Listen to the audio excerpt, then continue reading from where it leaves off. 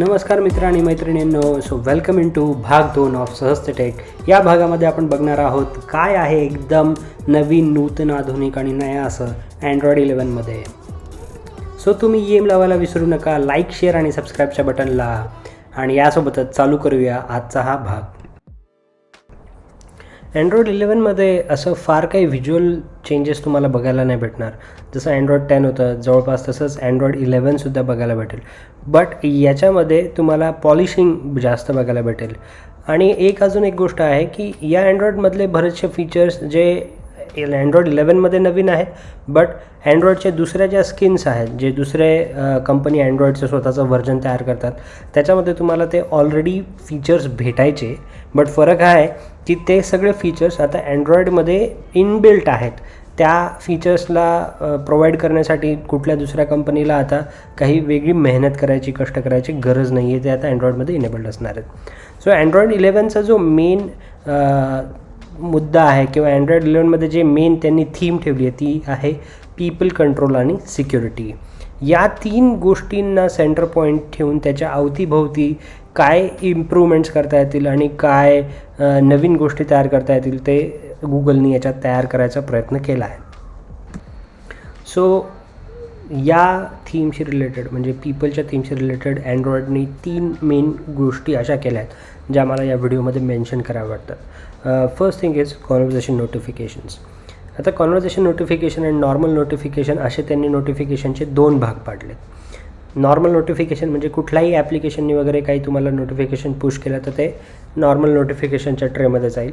आणि जर का कुठल्याही एखाद्या ॲप्लिकेशनने जे की संवादाशी रिलेटेड आहे, एखादं मॅसेंजर असेल किंवा एखादं चॅटिंग ॲप्लिकेशन असेल, तर त्यांनी काही जरी नोटिफिकेशन पाठवलं तर ते कॉन्व्हर्सेशन नोटिफिकेशनमध्ये जाईल. कॉन्व्हर्सेशन नोटिफिकेशन हे नॉर्मल ॲप्लिकेशनच्या नोटिफिकेशनच्या वरती वेगळ्या पद्धतीने दिसतील. So it is more easier to distinguish between की कुठले ॲप्लिकेशन नोटिफिकेशन आहेत आणि कुठले कॉन्व्हर्सेशन नोटिफिकेशन आहेत. फार सोपं जाईल त्याच्याने आपल्याला डिफरन्शिएट करणं. दुसरं आहे कॉन्व्हर्सेशन बबल्स. आता हे जे कॉन्व्हर्सेशन बबल्स आहेत हे ॲक्च्युली फीचर फेसबुक मॅसेंजरनी फार आधी इम्प्लिमेंट केलं होतं, पण ते आता नेटिव्ह अँड्रॉइडमध्ये आहे. अँड्रॉइडच्या ऑपरेटिंग सिस्टमचा तो एक भाग आहे. याच्यात काय होतं की तुम्ही कुठलं पण कॉन्व्हर्सेशन नोटिफिकेशनला बबलमध्ये कन्वर्ट करू शकता. म्हणजे त्यांचा चेहरा किंवा त्यांचं जे काही DP वगैरे असेल त्या मॅसेंजरचं ते असं स्क्रीनच्या एका साईडला असं राहील कुठेतरी होवरिंग असं अधांतर, आणि तुम्ही त्याच्यावरती क्लिक करून लगेच त्यांचं कॉन्व्हर्सेशन पाहू शकता. तुम्हाला ॲक्च्युली ते मॅसेंजर किंवा ते ॲप्लिकेशन उघडायची गरज नाही आहे. तुम्ही ते मॅसेंजर न उघडतासुद्धा त्या व्यक्तीला रिप्लाय करू शकता, त्या व्यक्तीचा आलेला मेसेज नवीन पाहू शकता.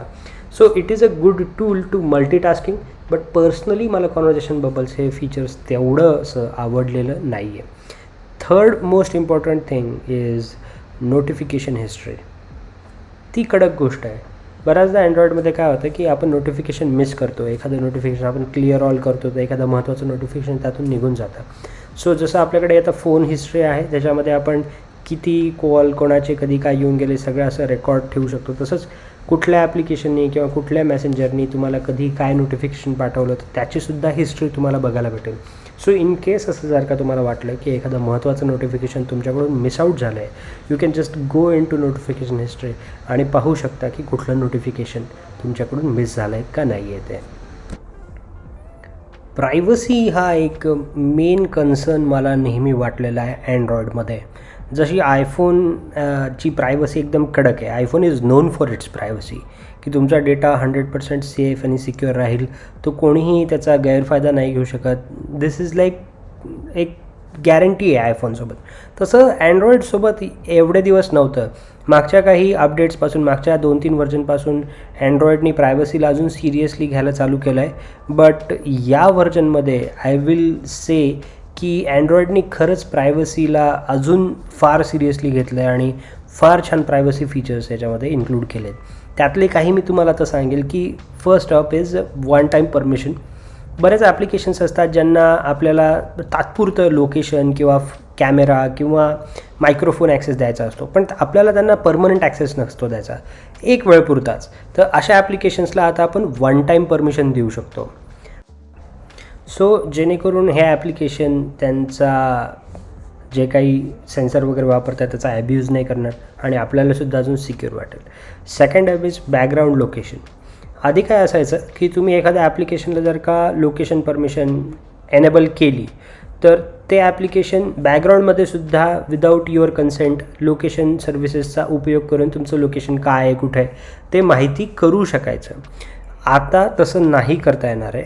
आता बॅकग्राऊंडमध्ये जर का ॲप्लिकेशनला तुमचं लोकेशन चेक करायचं तर त्याच्यासाठी एक वेगळी परमिशन ॲप्लिकेशनला परत घ्यावी लागणार आहे आणि त्याचं काही नोटिफिकेशन वगैरेसुद्धा अँड्रॉइड आय गेस दाखवेल की जेणेकरून तुम्हाला कळेल की बॅकग्राऊंडमध्ये ते ॲप्लिकेशन कुठलं ॲप्लिकेशन लोकेशन वापरतं आहे का नाही वापरतं आहे. So it is more visibility आणि मोर कंट्रोल ओव्हर की काय ॲप्लिकेशन वापरू शकतात आणि काय ॲप्लिकेशन वापरू शकत नाहीत. Third thing is permission auto reset. Consider करा की तुम्ही कुठलं तरी एक ॲप्लिकेशन डाउनलोड केलं आहे, त्याला सगळं परमिशन वगैरे देऊन ठेवलं आहेत आणि तुम्ही ते नंतर कधी वापरलंच नाही, पण तरीसुद्धा त्या ॲप्लिकेशनकडे तुमच्या सगळ्या परमिशन राहतात. त्या ॲप्लिकेशन कधी पण तुमचं जे काही परमिशन दिलं आहेत, फॉर एक्झाम्पल तुम्ही फाईल्सला आणि फोटोजला जर काय परमिशन देऊन ठेवलं असेल तर तुमचे कधी पण फाईल्स वगैरे उघडून पाहू शकता, फोटोज वगैरे उघडून पाहू शकता. सो अँड्रॉइडने आता याच्यात काय केलं की तुम्ही जर का एखादं ॲप्लिकेशन काही वेळेसाठी वापरलं नाही, फॉर एक्झाम्पल 15 दिवसासाठी जर का तुम्ही एखादं ॲप्लिकेशन वापरलं नाही, उघडलंच नाही, तर त्याचे जे काही परमिशन तुम्ही दिलेल्या आहेत त्या परत रिसेट होतात. त्या ॲप्लिकेशन जर का तुम्ही परत उघडलं 15-20 दिवसानंतर तर त्या ॲप्लिकेशनला सगळ्या परमिशन परत एकदा घ्याव्या लागतात. So it is a huge plus point on security.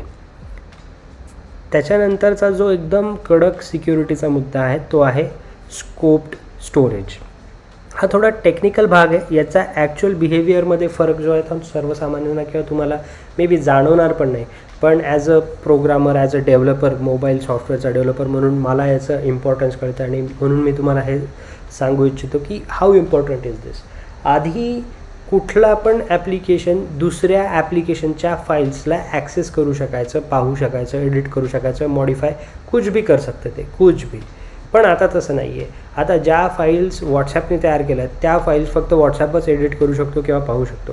ज्या फाईल्स वी ट्रान्सफरनी तयार केल्या त्या फाईल्स फक्त वी ट्रान्सफरच एडिट करू शकतो किंवा पाहू शकतो. डेफिनेटली हे ॲप्लिकेशन आपल्या फाईल्स दुसऱ्या ॲप्लिकेशनसोबत शेअर करू शकतात, बट ते आता नोईंगली होईल. तुम्हाला कळेल ते की कुठलं ॲप्लिकेशन कुठल्या दुसऱ्या ॲप्लिकेशनची फाईल वापरतं आहे का नाही वापरत आहे. आधी ते अननोईंगली होतं, आधी ते तुमच्या माघारी व्हायचं, तुम्हाला त्याचा काही थांगपत्ता लागत नव्हता, पण आता तसं होणार नाही. सो ही एक खूप मोठी सिक्युरिटीमध्ये ॲडव्हान्समेंट आहे अँड्रॉइडच्या दृष्टिकोनातून. Now comes the most important thing की Google security updates, Google system updates. अँड्रॉइडनी मध्यंतरी एक प्रोजेक्ट रन केला होता ज्यांनी अँड्रॉइड ऑपरेटिंग सिस्टीम हे छोट्या छोट्या काही भागांमध्ये डिवाईड करून त्यांनी दिलं होतं कंपन्याजला, जेणेकरून OS अपडेट करणं हे अजून फास्ट झालं होतं. अँड्रॉइडचा तो एक फार मोठा वीकनेस होता की फार जुने व्हर्जन अँड्रॉइडचे आत्तासुद्धा तुम्हाला मार्केटमध्ये बघायला भेटतात. फार कमी लोक आहेत की ज्यांना अँड्रॉइड 10 किंवा अँड्रॉइड 11 भेटतं अपडेटमध्ये. सो अँड्रॉइड आता किंवा गुगल आता कंपेल करतं आहे भरपूरशा कंपन्यांना की तुम्ही 3 वर्ष तरी कमीत कमी सॉफ्टवेअर अपडेट प्रोव्हाइड करा, तुम्ही ऑपरेटिंग सिस्टीम अपडेट प्रोव्हाइड करा. त्याचाच एक भाग म्हणून गुगलनी काय केलं आहे की गुगलनी प्ले स्टोअर थ्रू आता ऑपरेटिंग सिस्टीमचे काही क्रिटिकल अपडेट द्यायला सुरुवात केली आहे. तर जसं तुम्ही कुठलंही मॅसेंजर किंवा कुठलंही एखादं दुसरं तुमचं फोटो एडिटिंगचं वगैरे ॲप्लिकेशन अपडेट करता प्ले स्टोअरमधून, त्याच पद्धतीने तुम्हाला आता अँड्रॉइडचे काही जे क्रिटिकल सिक्युरिटी पॅचेस आहेत किंवा क्रिटिकल अपडेट्स आहेत ते तुम्हाला बघायला भेटतील, डाउनलोड करायला भेटतील. सो हा एक फार मोठा प्लस पॉईंट आहे आता अँड्रॉइड वापरण्यासाठीचा. And last but not least is identity credential API. आपल्या गव्हर्नमेंटनी आधार कार्ड चालू केलं आहे. फॉरेन गव्हर्नमेंटचे सुद्धा काही असे कार्ड आहेत किंवा काही असे युनिक आयडेंटिफिकेशन नंबर आहेत की जे त्यांच्या सिटिझन्सला ते प्रोव्हाइड करतात आणि ज्याच्यावरून ते आयडेंटिफिकेशन करतात. फॉर एक्झाम्पल आपण असं म्हणू शकतो की आपलं ड्रायव्हिंग लायसन्स असो, पॅन कार्ड असो, हे सुद्धा एक युनिक आयडेंटिफिकेशन नंबरच आहेत जे की गव्हर्नमेंट बॉडीजनी आपल्याला प्रोव्हाइड केलेत. सो गुगल गव्हर्नमेंटसोबत वेगवेगळ्या देशांच्या आणि राष्ट्रांच्या गव्हर्नमेंटसोबत आता काम करत आहे आणि या सगळ्या डॉक्युमेंट्सला आणि या सगळ्या क्रेडेन्शियल्सला कसं डिजिटाईज करता येईल आणि कसं तुमच्या मोबाईलमध्ये ते डॉक्युमेंट्स आणता येतील सिक्युअरली आणि अगदी व्यवस्थित पद्धतीने त्याच्यावर एक काम करतं. So it is a very good step taken by Android. Actually Bharat गव्हर्नमेंटचं ऑलरेडी डिजिलॉकर नावाचं एक ॲप्लिकेशन आहे जे तुम्ही डाउनलोड करू शकता. डिजिलॉकरमधून तुम्ही तुमचे मार्क मेमो, तुमचं जे काही RC बुक गाड्यांचे, त्याच्यानंतर ड्रायव्हिंग लायसन्स, तुमचे डिग्री, लिव्हिंग सर्टिफिकेट वगैरे असे भरपूर काही गव्हर्नमेंट डॉक्युमेंट्स तुम्ही डिजिलॉकरमध्ये तुम्ही डाउनलोड करून ठेवू शकता. आणि कुठे पण तुम्हाला जर का सॉफ्ट कॉपी दाखवून काम होत असेल तर तुम्ही डिजिलॉकरचं ती सॉफ्ट कॉपी दाखवून इट इज तुमचं काम चालू शकता. It is considered very valid thing. तर आता अँड्रॉइड 11मध्ये डिजिलॉकरला डायरेक्ट ऑपरेटिंग सिस्टम लेवलचा ॲक्सेस भेटेल, जेणेकरून तुमचे जे डिजिलॉकरमधले जे काही डॉक्युमेंट्स वगैरे ते अजून सिक्युअर राहतील, अजून सेफ राहतील.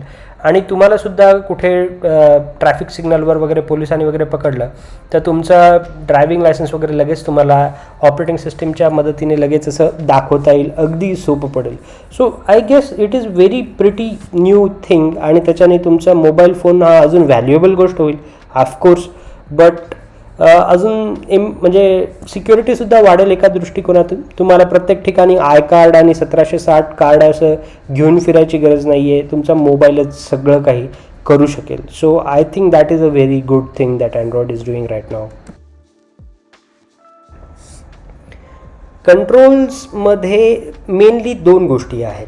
एक कनेक्टेड डिव्हायसेस किंवा आपण त्याला स्मार्ट होम डिव्हायसेस म्हणूया, आणि दुसरं मीडिया कंट्रोल. मीडिया कंट्रोल हे आपल्याला फार जास्त महत्त्वाचं वाटतं आणि फार जास्त ते आपल्याला सध्या परिस्थितीमध्ये कामाला येईल. मीडिया कंट्रोल म्हणजे काय, तर आधी आपण कुठलं पण एखाद्या ॲपमध्ये वगैरे जर का गाणं लावलं, स्पॉटिफायमध्ये, ॲपल म्युझिकमध्ये किंवा अजून VLC कुठल्याही एका ॲप्लिकेशनमध्ये, तर ते आपल्याला एक ॲज अ नोटिफिकेशन दिसायचं आणि त्या नोटिफिकेशनमधून आपण ते गाणं पुढे मागे करू शकायचो किंवा नेक्स्ट सॉन्ग लावू शकायचो किंवा प्ले पॉज वगैरे असे वेगवेगळ्या गोष्टी करू शकायचो. तर आता त्या मीडिया प्लेअरचं एक नोटिफिकेशन नाही दिसणार. इन्स्टेड ते आता वरती तुमच्या कंट्रोल पॅनलमध्ये जाईल. नोटिफिकेशनचं जे कंट्रोल सेंटर असतं जिथून तुम्ही ब्लूटूथ, वायफाय वगैरे बंद चालू करू शकता, तर त्याचा एक तो भाग होईल आणि त्याच्यामध्ये तुम्हाला अगदी आता मोठं छान असं एक पूर्ण कंट्रोल दिसेल की ज्याच्यामधून तुम्ही तुमचं मीडिया प्लेअर जे आहे ते व्यवस्थित कंट्रोल करू शकाल. So I guess this is a very nice improvement, कारण की तुमचा नोटिफिकेशनमध्ये जो कचरा यायचा ते आता अजून थोडंसं साफ होऊन जाईल. तुम्हाला नोटिफिकेशन पॅनल तुम्हाला अजून स्वच्छ आणि सुंदर दिसेल. आणि प्लस तुमचे जे काही कंट्रोल्स आहेत, आता वेगवेगळे मीडिया प्लेअरसुद्धा आपण सायमल्टेनियसली चालू ठेवतो बऱ्याचदा. फॉर एक्झाम्पल स्पॉटिफाय चालू असतं, नेटफ्लिक्स चालू असतं, किंवा तुम्ही एखादा काही कुठे ऑडिओ काही ऐकत असता, FM किंवा वॉट एव्हर भाषण वगैरे एका दुसऱ्या ह्याच्यामध्ये, तर तुम्ही असे वेगवेगळे कंट्रोल्स सायमल्टेनियसली तिथे ठेवू शकता. ते तुम्हाला स्वाईप करून लेफ्ट राईट जाऊन तुम्ही ते कंट्रोल्स बघू शकता आणि चूज करू शकता. So this is the most important thing that I think this section has for us. Now जे कंट्रोलिंग कनेक्टेड डिव्हायसेसचा जो पार्ट आहे तो अजून तरी भारतामध्ये तेवढा युजफुल मला वाटत नाही, कारण की जे स्मार्ट होम डिव्हायसेस आहेत ते आयदर फार महाग आहेत आणि तेवढं पेनिट्रेशन अजून आपल्या भारतामध्ये त्या डिव्हायसेसचं झालेलं नाही आहे. सो स्मार्ट होम डिव्हायसेस म्हणजे काय, छोटे बल्ब, पडदे, फॅन, फ्रीज असे कुठले पण इलेक्ट्रॉनिक डिव्हायसेस जे की इंटरनेट थ्रू तुमच्या मोबाईलला कनेक्टेड होऊ शकतात, त्यांना आपण बेसिकली स्मार्ट होम डिव्हायसेस म्हणतो. यातले बरेचसे डिव्हायसेस गुगल असिस्टंट एनेबल्ड आहेत. तर तुम्ही असे सगळे इंटरनेट कनेक्टेड डिव्हायसेस आता कंट्रोल करू शकता तुमच्या फोनवरून, जर का ऑफकोर्स ते फीचर्स त्या डिव्हायसेसमध्ये पण असलं पाहिजे. आधी त्यांना कंट्रोल करण्यासाठी असं काही फार हँडी असं काही फीचर नव्हतं अँड्रॉइडमध्ये. आता तुम्हाला ते भेटतं आहे. तुम्ही पॉवर बटन कंटिन्यू दाबून ठेवलं तर तुम्हाला एक असं छान एक पॅनल येईल ज्याच्यामध्ये तुम्हाला तुमचे सगळे कनेक्टेड स्मार्ट होम डिव्हायसेस बघायला भेटतील. मग ते तुमचा TV असेल, बल्ब असेल किंवा अजून AC, पडदा वगैरे भरपूर काही व्हरायटीज आहेत स्मार्ट होम डिव्हायसेसचे. सगळ्या काही डिव्हायसेस तुम्हाला तिथून कंट्रोल करता येतील. बट फारच क्वचित आपल्याला हे फीचर वापरता येईल, और असं म्हणू की ते फीचर आपण मे बी वापरूच नये. आणि अजून एक महत्त्वाचा मुद्दा म्हणजे हे जे कंट्रोल सेक्शन आहे, पॉवर बटन दाबून ठेवल्यावरती जे काही तुम्हाला दिसेल, याच्यात आता अँड्रॉइडचं जे स्टॉक अँड्रॉइड आहे त्यात तर असंच दिसेल. पण आता सॅमसंगचे स्मार्ट होम डिव्हायसेस वेगळे आहेत, गुगलचे स्वतःचे स्मार्ट होम डिव्हायसेस वेगळे आहेत, अजून दुसऱ्या कुठल्या कंपनीचे स्मार्ट होम, एम आयचे स्मार्ट होम डिव्हायसेस वेगळे आहेत. सो सगळेजण हेच थीम वापरतील का, हा एक मला फार मुद्दा डाऊटफुल वाटतो. कारण की प्रत्येकाचं स्मार्ट होम डिव्हाइस थोडंसं वेगळं काम करतं, त्यांना थोडी काही वेगळे फीचर्स द्यायची इच्छा असते. तर हे जे आहे फीचर अँड्रॉइड 11चं, हे कितपत चांगल्या पद्धतीने इम्प्लिमेंट होईल हा खरंच मला डाऊट वाटतो. आणि ते सगळ्या फोन्समध्ये अँड्रॉइड 11 आल्यानंतरच मे बी आपल्याला कळेल की ते किती चांगलं इम्प्लिमेंट झालं आहे किंवा नाही झालं आहे. ते सहजते टेकच्या दुसऱ्या भागामध्ये एवढंच. अँड्रॉइड 11मध्ये नक्कीच अजून पण फारसे काही फीचर्स आहेत, पण ते सगळेच आपण कव्हर नाही करू शकत. मला जेवढे इम्पॉर्टंट आणि फार महत्त्वाचे फीचर्स वाटले ते मी या व्हिडिओमध्ये कव्हर केलेत. तुम्हाला जर का कुठल्या एका पर्टिक्युलर फीचरबद्दल अजून माहिती जाणून घ्यायची असेल तर कमेंट सेक्शनमध्ये नक्कीच मला लिहून पाठवा. आपली यादी जर का वाढत राहिली तर अजून एक दुसरा व्हिडिओ तयार करण्यासाठी काहीच हरकत नाही. तुम्हाला हा व्हिडिओ नक्कीच आवडला असेल तर येम करा लाईक, शेअर आणि सबस्क्राईबच्या बटनला आणि होऊन जाऊ द्यात. पुढच्या भागात आपण परत एकदा भेटूया एका भन्नाट विषयावर, भन्नाट गप्पा मारायला. तोपर्यंत नमस्कार.